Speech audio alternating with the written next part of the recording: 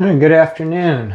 So, since my most recent amp covering video, I've had a lot of questions about where do I source material, what kind is it, all that kind of stuff. Where do I get it? Oop, and I just nicked that. That sucks.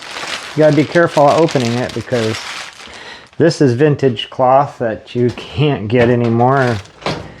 I just put a nick in it right there, opening it, and it looks like it's close to the edge maybe.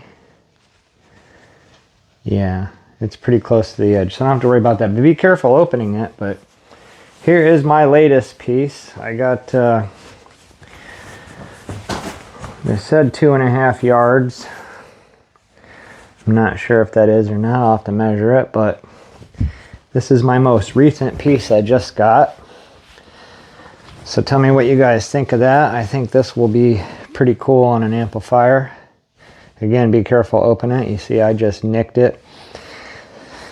So this stuff here is very thin, as you can see. So if you guys are trying this for your first time and you're covering amplifiers, this is the type of material that you should work with because it's a lot user friendly than some of this other stuff I'm going to show you. But this is a really old piece of cloth here, and I can't remember what I got into it. I think about 30-35 bucks, which is a good deal. I think it was $20 plus $11 shipping. I sourced this on eBay, and this was just from some random person that was cleaning on an estate. So I have that to do another amplifier project with. So now a lot of these materials, as I'm going to show you, like this stuff here, I got at Walmart, and it is very thin material as well. So you could use stuff like this if you wanted to. This also was sourced at Walmart.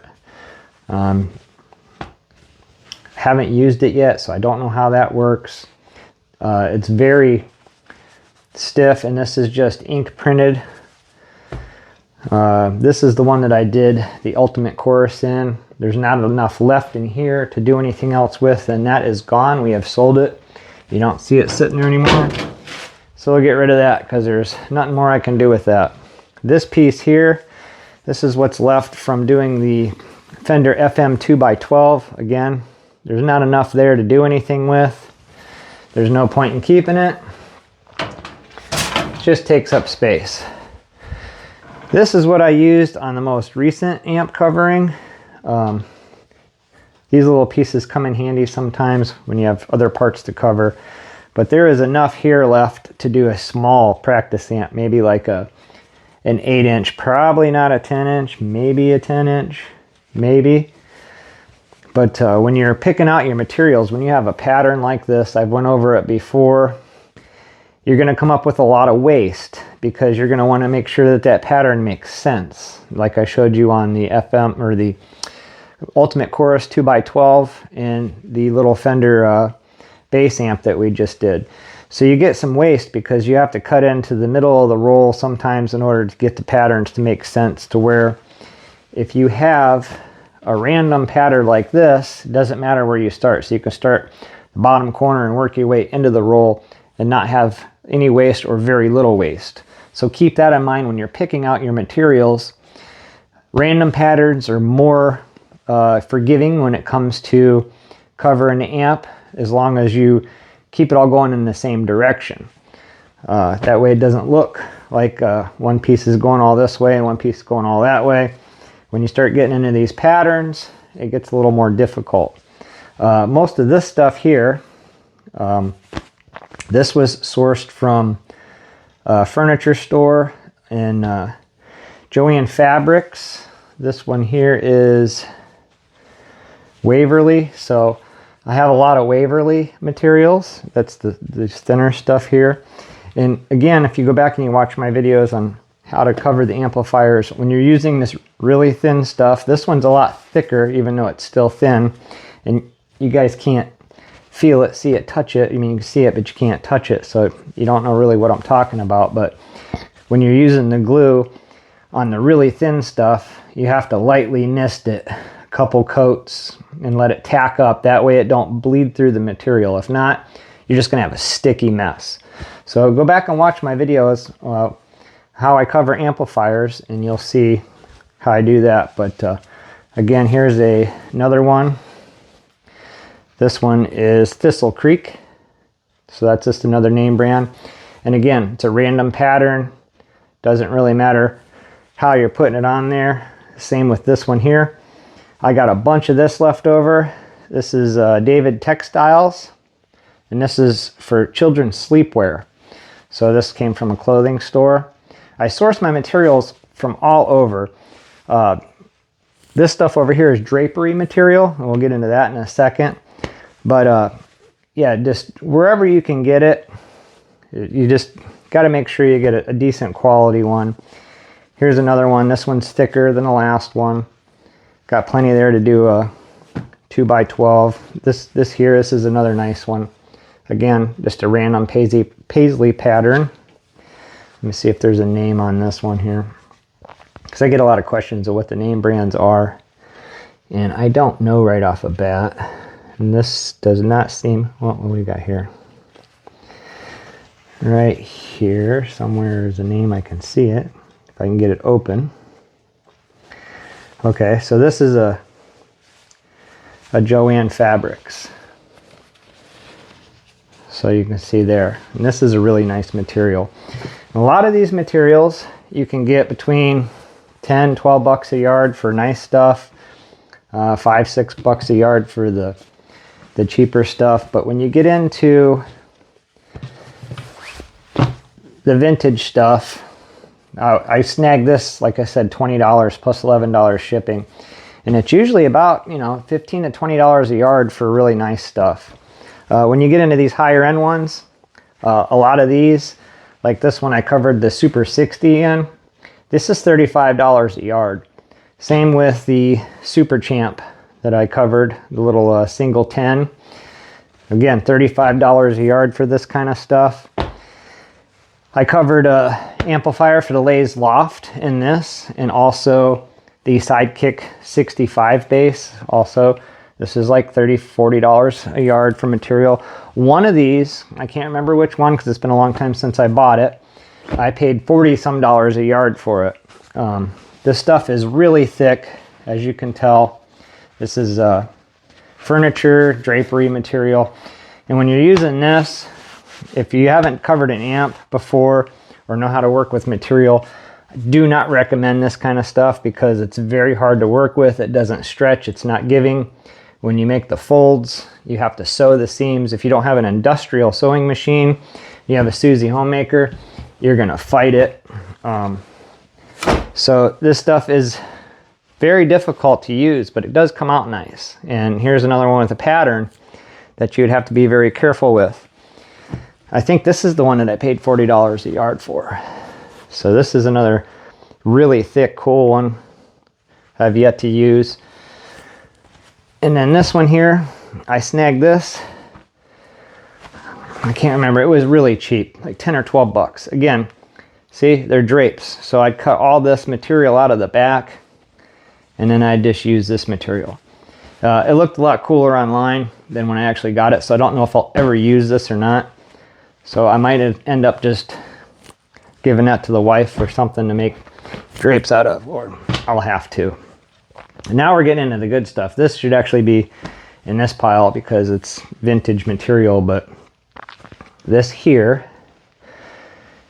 Cation Paisley, and this is the name brand, so if you guys want to search that out.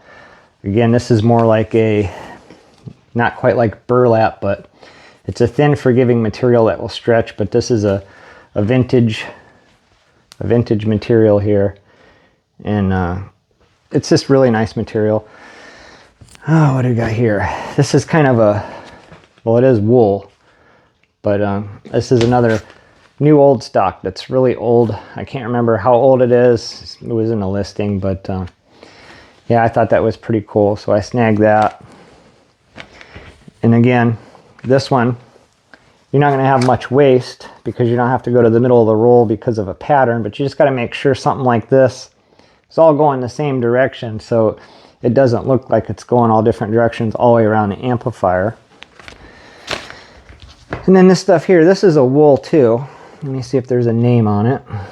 It doesn't appear that there is. And I've had this for several years, so I can't just tell you what it is, but this is another really nice material. It's wool. And again, you don't have to worry about a pattern. You just got to worry about the direction that the lines and stuff are going. But when you're sourcing the material, you can source it from all kinds of places. I've sourced stuff from furniture stores that have closed, Joann Fabrics, Walmart, eBay. That's where I just got, well, I got this one, this one, this one, and this one today. These ones I also got, no, I did not get these on eBay. This was that furniture store that closed. I've been through a lot of material over the years. I used to do auto upholstery and I did a lot of other things for other people. But yeah, just look for a really nice material, and you can type in vintage cloth, paisley cloth, and put by the yard afterwards. Well, if you're searching eBay and stuff, go to Goodwill, Salvation Army, whatever kind of thrift stores, you'll find pieces of material.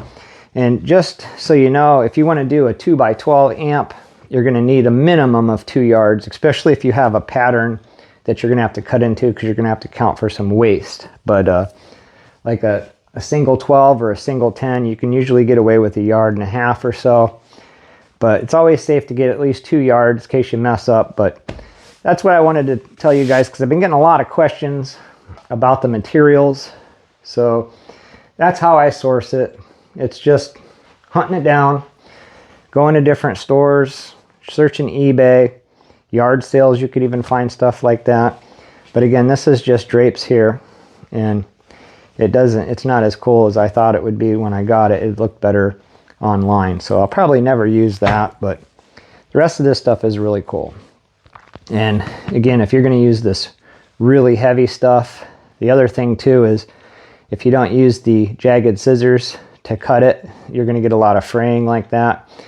But as I explained in the last video where I was doing an amp, if you cut it with the jagged scissors, when you fold it over, and I don't think you can see it here, but there is a sew line here where I had to stitch that after I folded it, because you can't just glue it, fold it, and iron it like you can on the thin stuff, because it will come apart.